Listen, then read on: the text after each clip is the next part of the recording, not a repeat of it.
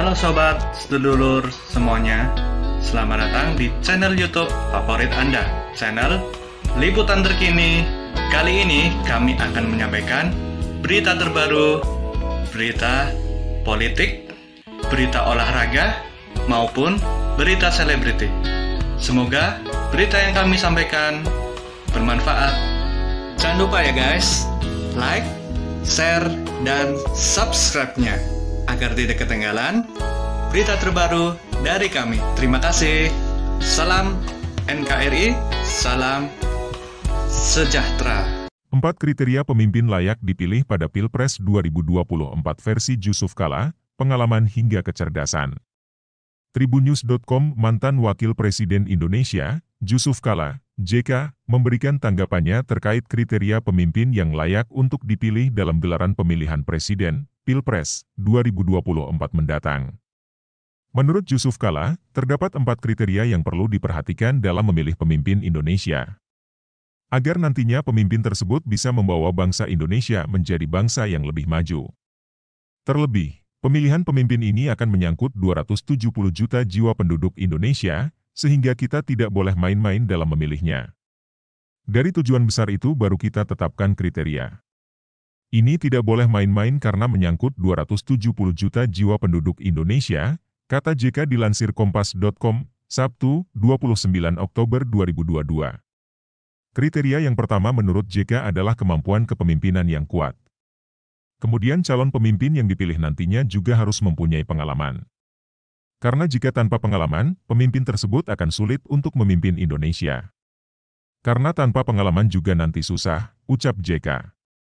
Selanjutnya kriteria ketiga yakni sosok yang memiliki tingkat kecerdasan dan kemampuan intelektual yang cukup baik. Kriteria terakhir adalah pemimpin tersebut harus mempunyai rekam jejak yang baik. Itu saja dulu 4. Boleh ditambah tapi tujuan utama kita yang bisa membawa bangsa ini lebih baik, ungkap JK. Meski telah mengungkap 4 kriteria tersebut, JK enggan mengungkapkan siapa tokoh yang menurutnya mendekati kriteria tersebut. JK pun ingin membiarkan masyarakat saja untuk menilai siapa tokoh yang sesuai dengan kriteria itu. Politikus Partai Golkar ini pun menambahkan kriteria ini semestinya menjadi perhatian utama masyarakat sebelum meributkan soal nama yang akan dipilih pada Pilpres 2024. Menurut dia, masyarakat juga mesti menilai dengan objektif soal kriteria dan nama calon presiden Indonesia pada 2024. Jangan dahulu anti ini anti itu. Kriterianya mana dahulu, pungkasnya.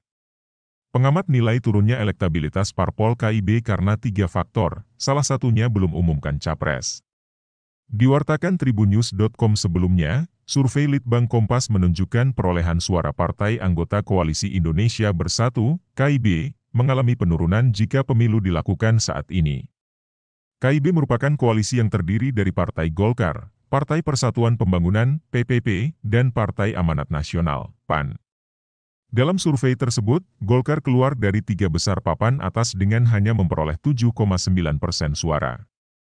Padahal pada survei yang sama Juni 2022 lalu, Golkar mendapat suara 10,3%. Posisi Golkar digeser oleh Partai Demokrat dengan elektabilitas 14%. Sedangkan PAN yang memperoleh 3,6% pada survei Juni juga mengalami penurunan suara menjadi 3,1%. PPP hanya memperoleh 1,7% suara. Direktur Eksekutif Center for Indonesia Strategic Actions, CISA, Heri Mendrova menilai penurunan itu disebabkan oleh beberapa faktor. Pertama, KIB hingga saat ini belum memajang nama calon presiden, capres, dan cawapres yang bakal didukung pada Pilpres 2024. Sehingga partai anggota koalisi tidak mendapat keuntungan dari efek ekor jas, coattail effect. Pertama tentu sampai hari ini KIB belum menentukan siapa figur untuk dapat layak dicalonkan capres atau cawapres. Apa implikasinya? Implikasinya adalah terhadap coattail effect.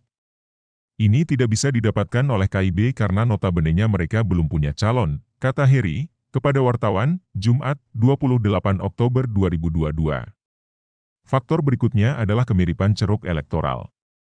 Heri menjelaskan ketiga partai anggota KIB berbagai suara di ceruk yang sama yakni segmen pendukung pemerintah. Kedua ceruk elektoral dari ketiga parpol ini hampir mirip di segmen masyarakat pendukung pemerintah. Namun di sisi lain, mereka harus mengerti ceruk elektoral itu tidak hanya kelompok masyarakat atau segmen masyarakat yang pro pemerintah.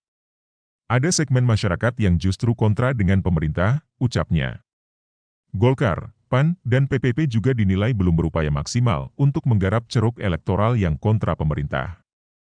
Dan sampai saat ini, ketiga parpol ini belum ada upaya untuk mencoba menarik ceruk ini ke dalam elektabilitas mereka, ujarnya.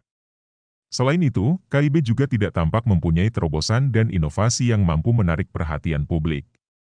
Ketiga sampai hari ini, menurut saya, tidak ada gebrakan atau inovasi tertentu yang membuat publik tertarik atau simpati untuk memilih salah satu misalnya di antara mereka terbagi secara proporsional terdistribusi suara atau ceruk elektoral itu, ujarnya. Menurut Heri, KIB harus mampu mengatasi tiga persoalan tersebut jika ingin membalikkan keadaan. Jelas, harus diselesaikan, tandasnya.